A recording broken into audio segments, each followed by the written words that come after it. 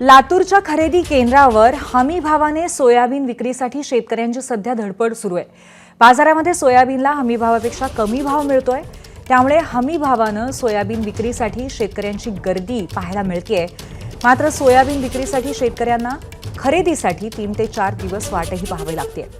Online नोंदणी केलेले जवळपास 14,000 शेतकरी अजूनही खरेदीच्या रांगेत आहेत। दरम्यान हमी भावाने सोयाबीन खरेदीची मुदत 31 जानेवारीला संपणार आहे, त्यामुळे शेतकऱ्यांच्या चिंतेत आणखीन भर पडली आहे।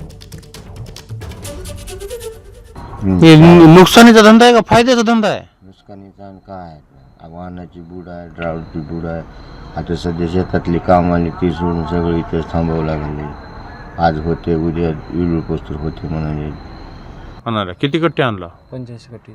85 गट्टे आणि हॉल्टिंग चार्जेस 1200 रुपये। 1200 रुपये। ड्रायव्हर भत्ता 200 रुपये। तुमचा जेवणाचा खर्च? आमचे 200-300 खर्च आहे जेवणाला इथं। म्हणजे टोटल तुम्ही जर 85-86 गट्टे घेऊन आला तर 15 ते 20,000 रुपये खर्च व्हायला। हा 15 दिवसाचा खर्च। परवडते काही? नाही परवडत नाही, मार्केटपेक्षाही परवडत नाही। एबीपी माझा, उघडा डोळे बघा नीट।